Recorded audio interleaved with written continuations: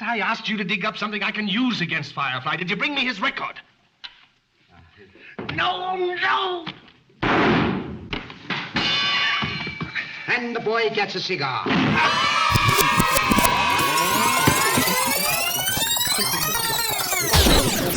I ended up with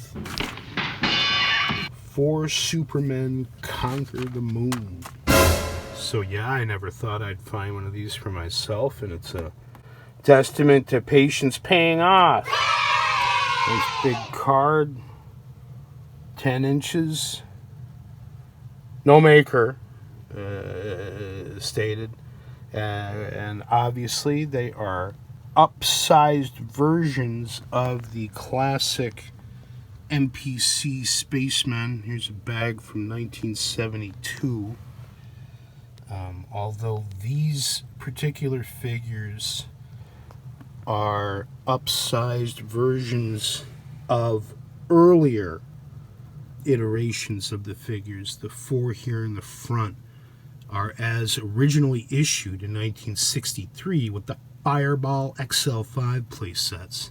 And they've apparently only focused on these 4 figures: Pistol and Lunchbox Guy, Rope and Triangle, Rifle Dude, and Geiger Counter Guy. At some point between 1968 or 1969, MPC reconfigured 3 of the figures. First, and probably most obviously, to get rid of their weapons. The rifle was traded for a walkie-talkie. How would that work in a vacuum? We don't know. And the pistol was switched for a sample stick. They also reconfigured the Rope and Triangle Guy because as molded there in the front in blue, he's absolutely top heavy. So they lowered the arm, increased the mass of his legs, gave him a better center of gravity. And those are the forms that are in this bag here, marked 1972. These are based on the earlier form from 1963. The graphics, which are just gorgeous, I'm just been sitting here staring at it. The spaceship there looks like a cross between a Project Mercury or a Project Gemini spacecraft. So my estimation is that the card design predates the Apollo program, because after the Apollo program, it was all about the Apollo hardware. Given that the figures are, in my opinion, as the upsizers, better detailed than those, I'm tempted to wonder whether these came first. And I'd estimate the age of the set as having been made between 1962 and 1965. And I've always wondered if there's a chicken-egg relationship there. Which came first? The larger, better detailed figures with the weird helmets, or the smaller plastic playset figures in the 1:32 scale? The designs for them are certainly by the same hand or same design sensibility. The suit detailings are more or less identical between the 2 sizes. The proportions are pretty much dead on, and the Pistol Lunchbox Guys even have the same handgun.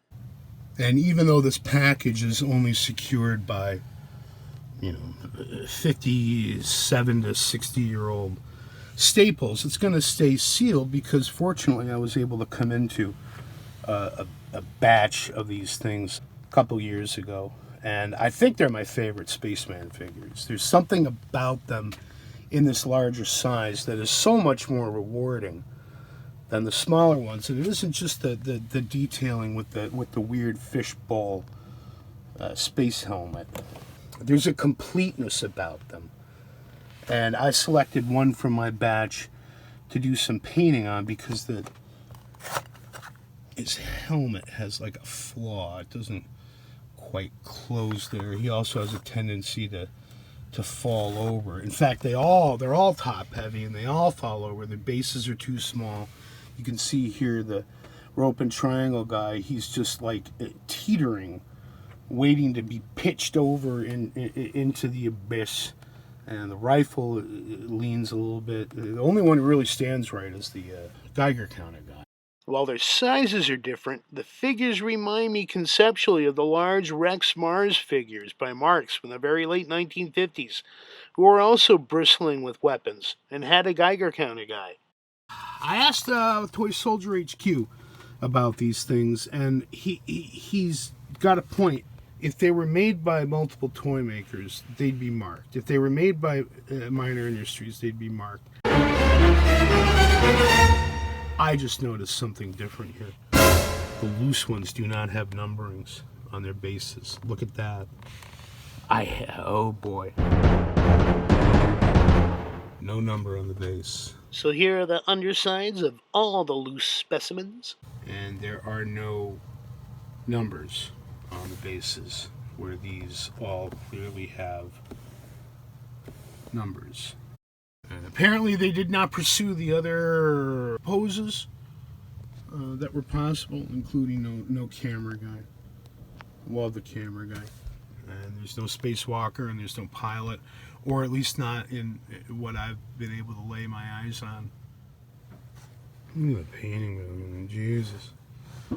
Terrible painting, but my God, it's so garishly beautiful in this context. And that's what I fell in love with looking on the alphadrome.net space toy database. Always just an engrossing read.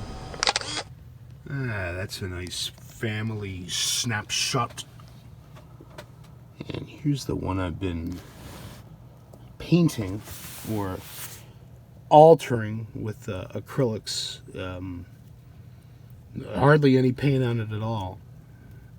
Just sort of working on detailing certain things. He's not completed yet, and there's been no spraying to keep the acrylic on the smooth plastic surface. I like to say that the hard part is keeping the paint on the surface. So any of these things that I paint can be scrubbed clean. It's that detail of the doll's face inside of that fishbowl helmet. It's just a surreal touch.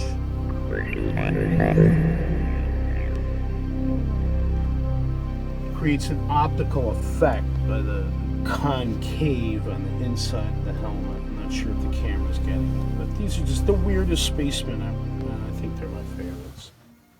Here are all 10 of my loose figures of this ilk.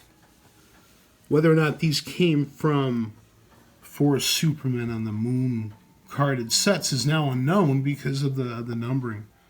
Here's another packaging strategy for the figures from somebody else's collection. And maybe here we can see better how the helmets have this optical effect to them, or the faceplate on them. And it's like a painted doll's face.